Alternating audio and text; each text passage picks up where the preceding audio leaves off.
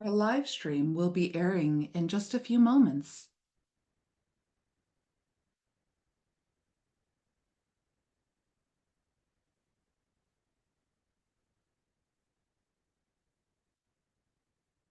Awesome, awesome, awesome. So let's see if we can. I am now live. Let's see if we can bring Stephanie Michelle on. Hi. Hi, everybody. This is so great. Mind you, this is our first going live show. And so we're getting used to the delays, but here we are, yo, yo. Hello, everybody. I am so excited to be able to do this with my sister. What we will be able to do is see anybody else's comments.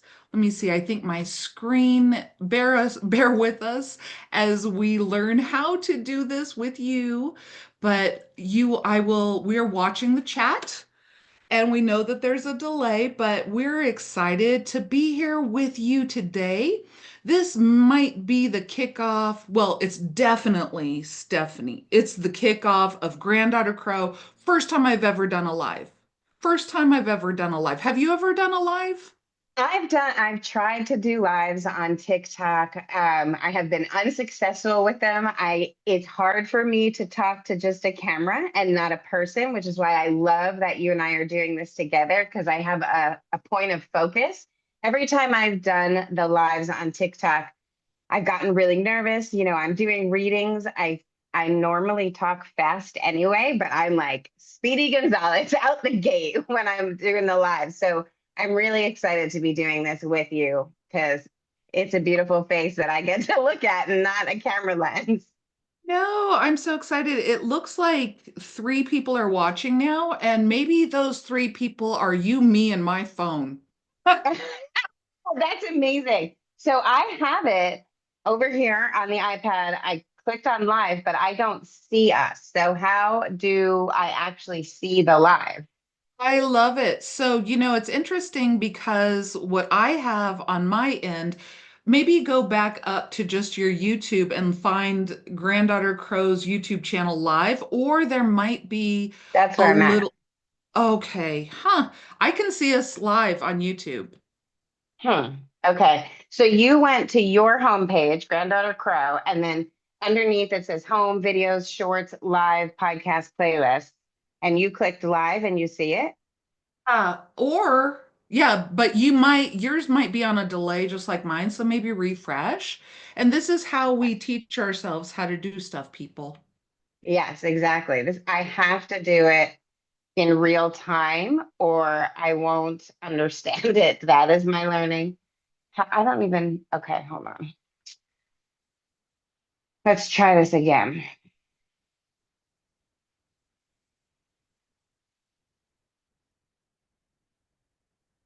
Oh, live. I see it now. Oh, there we are.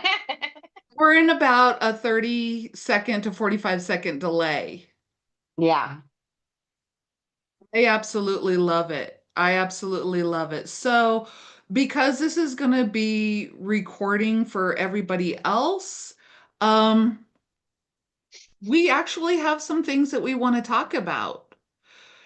First, let me introduce myself and then Stephanie can introduce herself.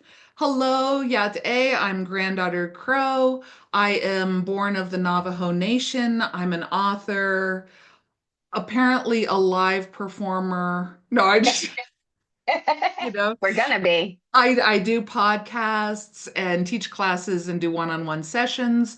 What brought me and Michelle really close together was not only my appreciation about the work that Michelle or Stephanie Michelle does, but we both wrote a book about a shadow, which we'll be kicking on in a minute. www.granddaughtercrow.com. Balls to you. Ball tossing to you. Yeah, balls tossing to you. I'll take them all. So I'm Stephanie Michelle, and I was raised in a metaphysical community. My mother taught meditation in the 90s, the 80s. She worked in a metaphysical store. um, raised me as an astrologer and, taught me all things metaphysical. I think my first lesson was psychometry and then was past lives. I was meditating by the time I was 3 because of my nightmares. So a long history in this world and doing this work. And I am also an author. And so I have written a book, Chakras and Shadow Work. And both of our books pair so nicely together. It's like where one falls off with some information, the other one picks up. There's just such an abundance of how to work through your shadow self with both of what we've done. You'll have your life turned around in 12 months. You'll feel amazing doing this work. I know I sure have. And I continue to change my life around by doing this work. And I love it. Oh, absolutely. So I just want to let you guys know, hey, we're live. We can see the chat. We're watching the chat. I just dropped a little message. Let us know where you're from. And as we have this discussion, we can answer questions and explore any topics. So this is where, Stephanie and I really merge. Stephanie's book, Chakras and Shadow Work, which came out last year in 2024, and my book, Yeah. Shamanism and Shadow, which is dropping next month, February 2025. Not only are they both talking about the shadow, but in interviewing Stephanie on my show, I really saw that we have a lot of common like worldviews. Like we believe one size does not fit all. We believe all is energy, all of those things. So we're going to start doing some work together and kind of kicking it off with this live event around the shadow. And this is a great time to do shadow work, right? Yeah, I mean, I think with everything going on right now and some of I guess the premonitions that you and I and others in this world have been speaking about for many, many years are actually here and happening and present. I think us coming together and actually teaching people how to embrace their joy while this darkness is upon us is unfolding, and really being able to see that this darkness is necessary in order to get to the light. There, you can't have one without the other. And so the age of enlightenment has to come through a tunnel of darkness. And so I in my heart know that what we are going to be organically addressing and talking about, and energy work and just our soul connection, the things that we believe, is really important right now. And the way that it moves forward, um, from this very important weekend on, I think is just going to be unbelievable. Really, I'm extremely excited about it. I really enjoy how you just said that the tunnel of darkness to the age of enlightenment. My first experience with that is being born. Yeah. Oh, I love that so much. Yeah. I mean, so, there's religion that talks about original sin. And when I was doing my yogi studies, the sutras talk about original fear. And I, in that moment, recognized this is the same thing. Going through the canal, the tunnel of darkness, you are actually in that moment spiritually, organically being separated from your creator, your mother, Right. and so it feels very fearful. You're being pulled away from your creator, and then you're cutting a cord from your creator. And it is why we call that original fear original sin, because you're being pulled away from God, your creator. Wow. And it's so now what science has started to do is do the skin on skin contact the second the baby comes out, so they don't have such a shock, such an embrace of fear, right? And so it's like, oh no, Anxiety. wait, Yeah. my creator is still here. She's still here. And it really helps the transition into the new world, right? And Love so it. we're all doing that on a global scale. Some of the things I've been seeing today, I was watching a lot of the what's happening globally with the freedom of speech and people connecting, Americans connecting with other people in other countries and realizing the veil that has been put upon us, the veil that has really been covering our mind, our heart, and our eyes. And metaphorically, the veil is being lifted. Spiritually, the veil is being lifted. And quite literally, the veil is being lifted. And to me, those connections, while frightening, are moving us to a new world, are moving us to a new place. And like I said, it's really exciting to me. It's almost like I feel at this moment, and I've done so much work and I've done so much transition and so much has happened for me in this last decade. But at this moment, I feel like I'm finally stepping into a place where I knew was coming the day I was born. I feel like I was born for this moment, if I that makes love it. sense. I Yeah. absolutely love that. And I want to let the listeners know we've got just a handful of people watching us now. Please, we can see the chat. We can see the chat. Let us know where you're from. Let us know where you are airing from. I am airing from North Glen, Colorado, which is right above Denver, Colorado, northwise. And I believe, Stephanie, you're in Phoenix. I'm in Phoenix. Yep. I I love love it. it. And so we want to know where you guys are from. We'll continue with our organic conversation, but really, we're here to do a live so that we can connect with you guys. And I mean, literally, right here, right now. Let us know where you're from. And if you have any thoughts about the shadow, or if there's anything that you guys want us to talk about, like what is a rose crystal, or, whatever it is, just drop it in the chat. So, and every once in a while, I'll keep reminding you guys to drop it in the chat. But yeah, I think that what you were just saying is, it really speaks to me about this idea of separateness Mm-hmm. versus togetherness. Mm-hmm. And what happens is when we feel separate from the divine creator, Mm-hmm. even to an organic level of feeling separate from our own mother, irregardless of what your relationship is with that human being now, that Right. you actually were created in that womb. And that was your first fear, like Stephanie was saying. And this idea of separateness is where I feel that depression, sadness, anger, all of those survival, I'm not going to call them lower vibration, Stephanie. I'm going to call them survival instincts kicks in. Exactly. Exactly. Exactly. Um, we as primal beings, as primitive beings, knew that our survival instincts were a gift.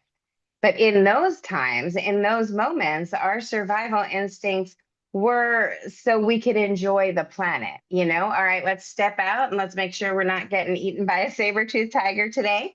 And then where am I going to gather my twigs and berries? You know, where am I going to hunt? But then you sat around with the community at the fire pit at night and you enjoyed each other. And then eventually we made mead to enjoy each other. And it was about how do we get to the place of being able to enjoy each other? How do we get to connection? Our survival instincts were so we could enjoy our connections. That those have been perverted, those have been used against us, those have been intentionally said, no, no, no, you have to be on high alert and high stressed constantly. So we're going to introduce new fears, we're going to introduce new stressors because we don't want you to ever enjoy the connection. We don't want you to get to connection. I mean, even the early religions were all about, or the philosophers were all about sitting around the table with a drink and communicating and learning through rhetoric and learning through connection. And we don't, that has been taken away from us. Right. And there is so much in the energy and in the alchemy and in the magic of our souls and our bodies and being connected to each other that we are resurrecting, that Yeah. we are getting back to every magical element, every energy system that we have hurt or corroded, we are bringing back online. Love that. Yeah. I love that. What connections have we hurt? What came to your mind? That's so funny. A ton of them come to mind. But one thing that shows up right now is because as soon as I stopped talking, I was like, oh, this is shamanism, our connection to the planets. I mean, the planets, the animals that you talk about. Yes, the planets, but the animals that you talk about and the Earth's pulse and the vibration and being organic bodies. We forgot that we can communicate to all of those things.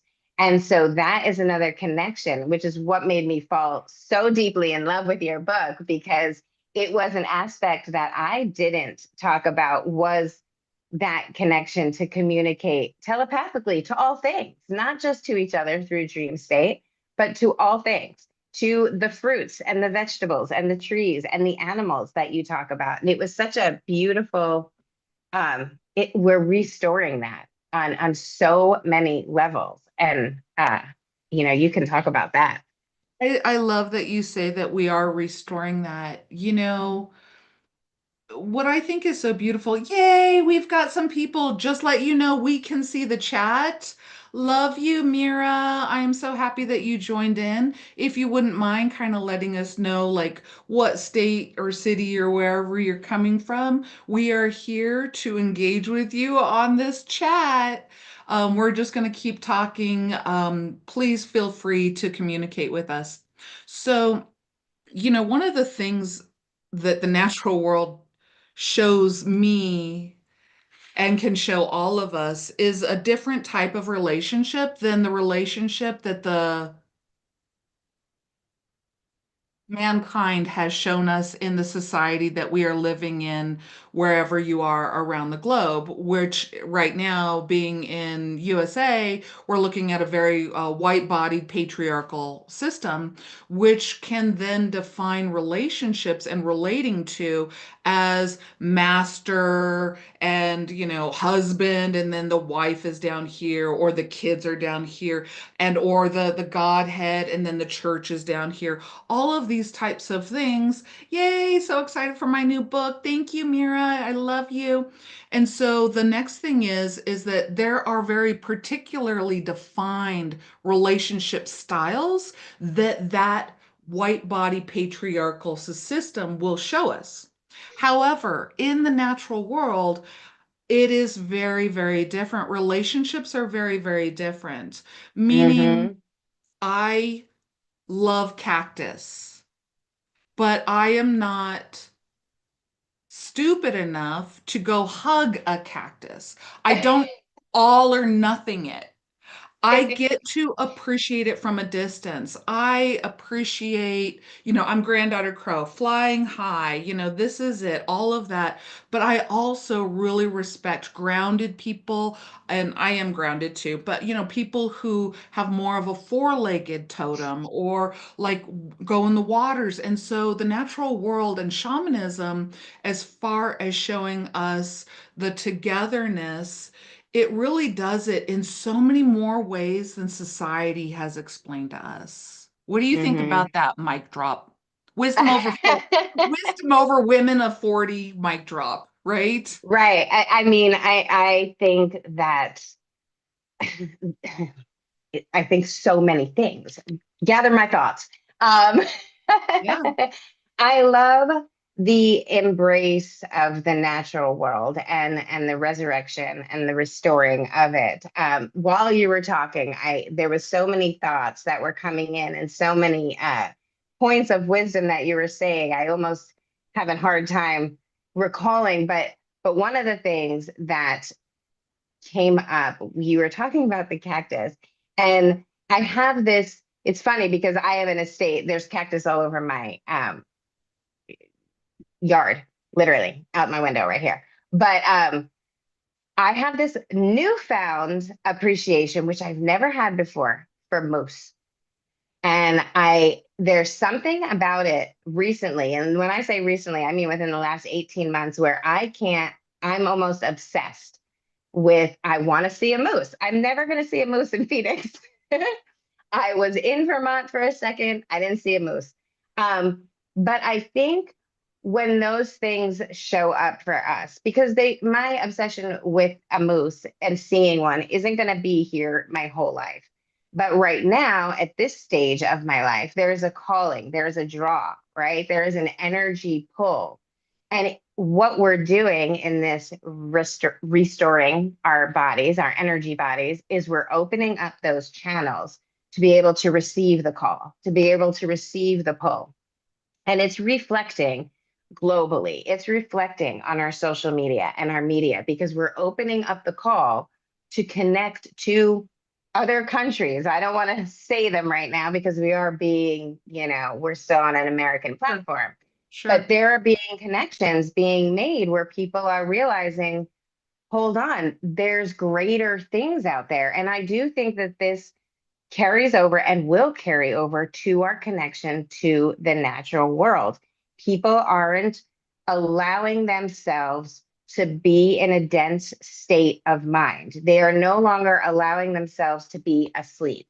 They are no longer allowing themselves to be numb. And when you open up those channels, you can connect to that rabbit running across your lawn. You can connect to the moose that might be calling you in Canada. You can connect to the dolphin that might be thousands of miles out that all of a sudden just comes flooding into your mind for some reason, and not just your mind, but your heart. And so there are these channels of energy that have been dead or broken or turned off that we are turning back on. And there's so much more information and there's so much more perception and wisdom that we're going to be able to have access to that we had access to a long, long time ago Right. before they tried to implement the hierarchy and the order and the power. Oh, and that was the other thing. Oh, that is what I was thinking while you were talking. Do you mind if I continue to ramble on? Okay. Please. So, you were talking about the hierarchy and the patriarchy and how that's not real. That is a construct. That is a system we made. And we're going back to the real energy vibration. And what I love about that is children have a place, they have lessons to teach us in their state of innocence. And then they grow up and they become students again, as well as teachers. So everything is in balance. You're a student and a teacher at the same time. And it's not just with adults and children, but that's a great example. If you're open to listening to the children, you're going to learn as much from them as they are going to from you. And we can look at that energy exchange across relationships, across everything we do, across all connections. There's a book.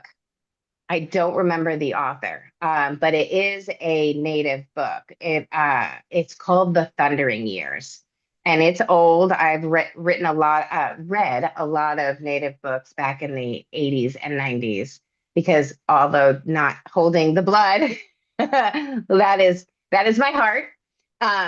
Anyway, it's called The Thundering Years, and I can't even remember what tribe, which I apologize for, but they honor the teenage years. And this book was so fantastic because instead of trying to discipline 13 to 19, they embrace that hormonal upsurge, and they give them resources, and tell them, do create, come up with the next great thing. And so they encourage that upsurge of energy, which is why it's called the thundering years. They believe that that is spirit's gift, is that those years of intensity can really bring about change for us as people. And it was one of the greatest books I've ever read. It's called The Thundering Years. Again, I do not remember who wrote it, but I'm sure it's somewhere out there. But I believe those are the types of relationships we're getting back to. So it's not just the relationships with the natural world, but those interpersonal relationships. I love that because, and again, we have a few live people. Please just drop us. We can see your comments. Drop us a little note. Tell us where you're from. And we just really want to spend this time with you. What hits me about what you just said is that the teenage years within the United States, let's just say at this point, I'm calling it the white body patriarchal system that limits types of relationships. That system is really afraid of our teenage self because it doesn't know where the box is. It Which is, is the best part about the teenage self. yeah. And in my teenagers, that's when I was exploring more like less about me and my connection to my biological family, but more about who am I in this world among people outside of myself that I've never connected with, that establishment, which means that I need to, I don't know, rebel a little, do a little free thinking, do a little bit of outside of the box because I don't know where the box is. And what is more frightening to what I'm calling the white body patriarchal society? And you know what? I really want to kind of encompass this and say, I'm not an angry red body. My son is a white body patriarchal society person.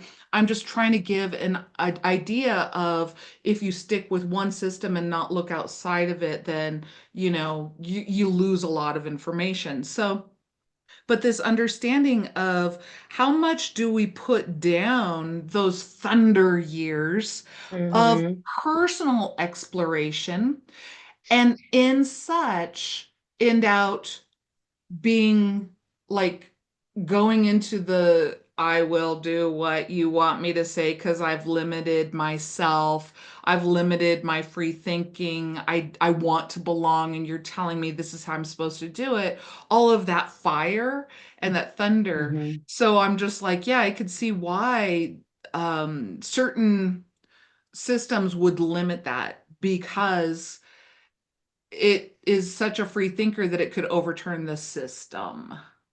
Right, right, right. Exactly. And I love that you mentioned that you are not necessarily a hater or a basher, because I think that's important in these discussions.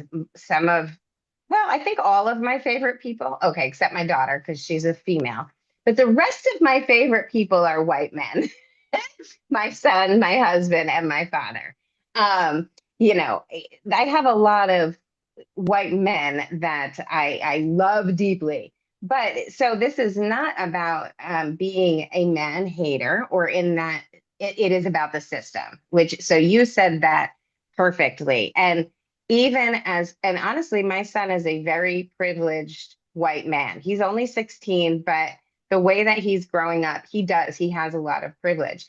And I don't want to hurt anyone by saying that he is also a victim of the system, but he's a 16-year-old boy who has limitations, who feels trapped in his skin because of that teenage stuff. And so, going back to the original point of this is these systems are crumbling. And there are lots of areas we can point the finger at Yeah. and blame. And here's the beauty though, that what you and I are doing is we're actually, even though we're discussing that right now, both of our missions are to internalize it, take it inside. How have you been surviving in a world that has created a lot of boxes for you to survive in and given you a lot of fear for you to survive in? And how are you going to empower yourself to now thrive and rise? And everybody can do that. Every color, every gender, every nationality, we all hold internally, which goes back to, connecting to the natural world, superpowers. We hold superpowers. We hold alchemy. We hold magic that we have all of these tools for. And we have all of this knowledge and information finally coming up and surfacing and being like, here, look, we've always had this knowledge and this wisdom and this power, and it is time to embrace it. And that's what doing shadow work is really about, is not pointing the finger. It's not blaming. It's saying, yeah, things are shitty right now out there. And how am I going to make things not shitty in here?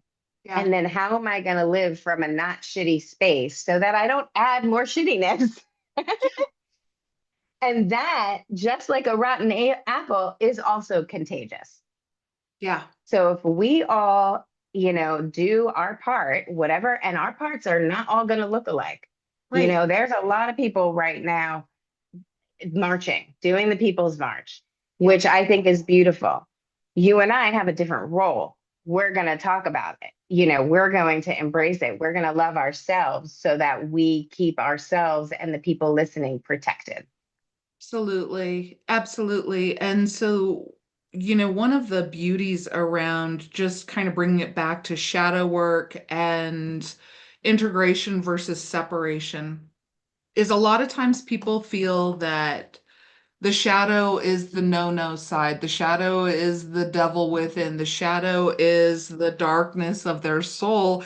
And then what do we want to do? I don't want to face that. Are you kidding me? I'm hard enough on myself as it is. I don't need to go and explore more, about when I was a kid and stole bubble gum, all of that kind of thing. But the beauty around what you and I do is we don't just take it at face value. We actually look at, kind of to tie in what we're talking about, maybe a different relationship with your shadow so that it doesn't define itself in your mind as what you said, the shame, the blame, and all of that kind of thing, which is why in my book, Shamanism and Shadow, what we're looking at, as well as Stephanie Michelle's chakra and shadow, what we're doing is helping people to understand that this relationship is actually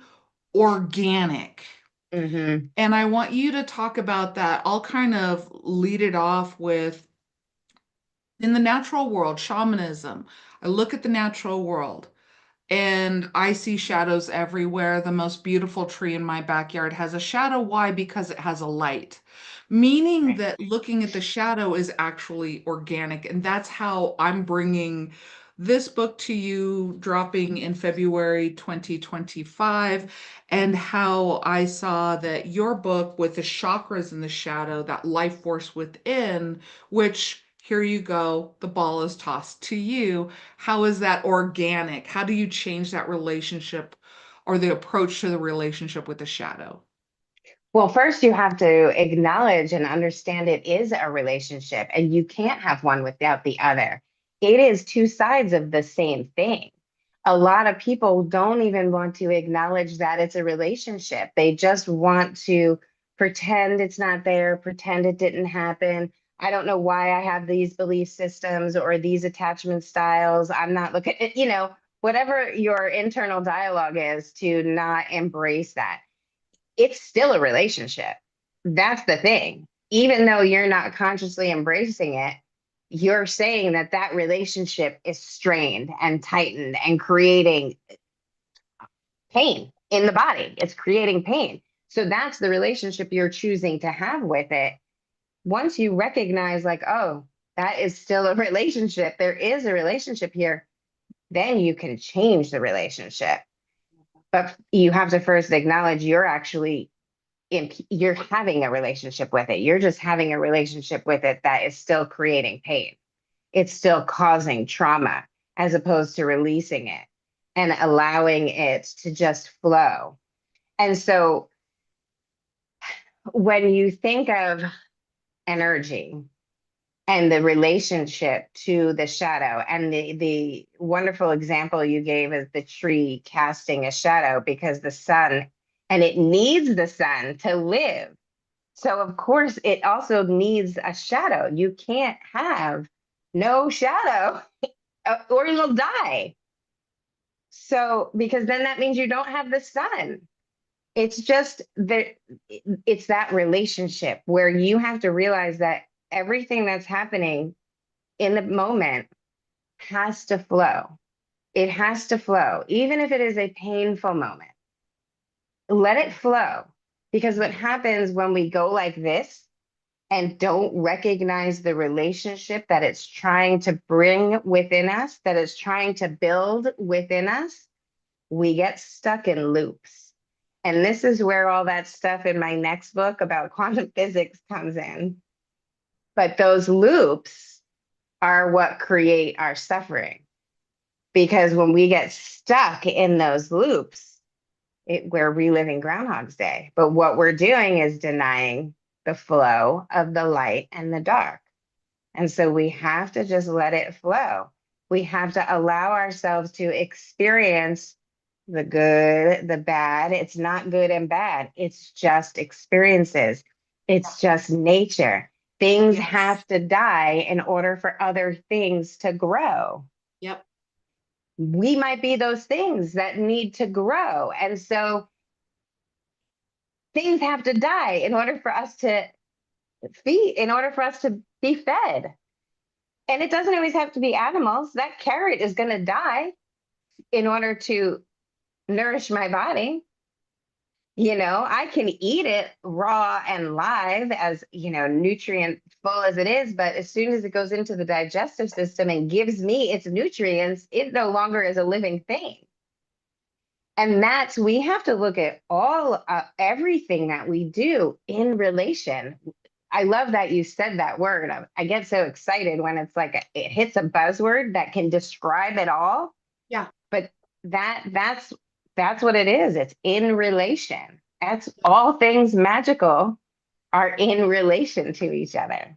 Absolutely, 100%. And, even moreover, I want to agree and then take it one step further. When I become enlightened or learn about something, what ends up dying within me is ignorance.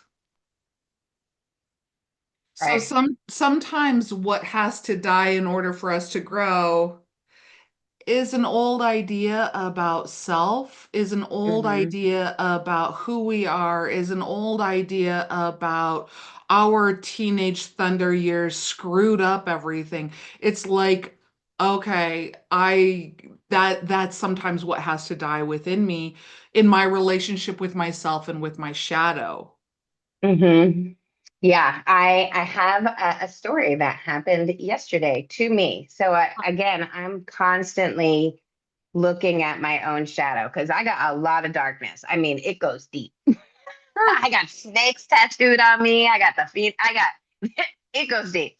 So I have recently, what I do when I try to, one of my go-to, I guess, practices when I'm trying to alleviate my mind of suffering, and my body of stuck energy, I will do the straightforward prayer or affirmations, or I will literally just say, please take this loop from my brain. I have this loop that I cannot stop thinking about. And it is causing me to then act out in other ways, whether it is I don't trust this person or I don't trust that person because I have this little loop going on. One, and this is part of what happened yesterday. I have had, whether it is my Capricornness, my Scorpio-ness, or my Taurus-ness, or any other planet in any other house and sign, I have always had this deep, deep feeling of loneliness and that I will never actually be loved. I can get real close. I can get like 99% loved. My mom 99% loves me. My dad, my son, my daughter, they 99% love me. But I've always had this deep, like, they're gonna all eventually go away. Everyone is all gonna eventually go away. And I can blame this even on my trauma and abandonment from early stages. But I think it was from the womb. Really, I can't recall where it started. And sometimes in the shadow work, you have to recall where it started so you can let it go. For this, I cannot recall where it started. So all I was doing was please let the subsequent loops that that feeling has created, the things that make me distrust people, the things that make me say eventually this is going to end. I wanted all of those subsequent disruptors, points of suffering, to leave my daily existence. Stop with that internal nonsense. And so I sat there in my empty house, just me in my house, and I was like, make this go away. I'm done with it. It does not serve any purpose. I love my life. I am grateful. And I want to believe that I have a relationship in my life that will never go away, that I am truly in love with 100%, and that person is 100% in love with me, not 99%. And I tell you what, when my husband got home last night and he sat on that couch and we bantered about something stupid, and we're both New Yorkers, so we were probably cursing or whatever, there was an energy surge. It wasn't even a conscious thought, but an energy surge that went through my body. And I was like, oh shit, this man 100% loves me. And I 100% love him. And it was that simple. And I could physically feel this do do do do do do, where all those other underlying old thought patterns, old internal dialogues got squashed. They got killed. I came them. I won that internal battle. And when you do shadow work and deeply do shadow work and look at your own stuff and your own darkness, even if you don't know where it came from, because truly it could just be you, uh, you can still change it. You Yeah. can still make a new reality. And the beauty of it is the way it physically clicks into place. And there have been so many moments while doing shadow work where I'm like, I can't even get back to that place. I remember having those thoughts, but I don't feel them anymore, which is totally different. I absolutely love that because one, that's dynamic. I can't wait until this new book comes out. You and I are again going in tandem. I have a book coming out. Its title is Yet Unknown in 2026, and it's all about changing the internal narrative, these loops, these stories, this Yeah. dialogue. So we're in tandem. We are once again in tandem, and I like that, you're kind of like, I get stuck, and what has that produced? Let's not do that anymore because I too go through my own things where I'm like, the weirdest thing is like, for me, it's like, I'm ashamed of my pain Mm, hmm. because I take responsibility for it. That's a big one. I know that one. So And that's yeah. I'm all cliffhanger. Tune in next Saturday. Yeah, okay, good. I like that because that's a deep dive and we can absolutely, especially with healers. That's a huge one with healers. And so let's absolutely put a pin in that and remember that for next time. And I hope that Absolutely. I'm excited, you know. I Thank am you for too. the four that showed up today and the future watchers of this. When you come back to see our next lives after viewing this one, please like, share, spread the word. We are here to help your heart grow in a time of darkness. Get to the light. Absolutely, 100%. Hit the notification button. We probably will do these, well, sporadically because we're just kicking it off. Yeah. Stephanie, Yeah, I just love it. really appreciate you. So much like beauty and dynamic energy, and I'm looking forward to going live with you again.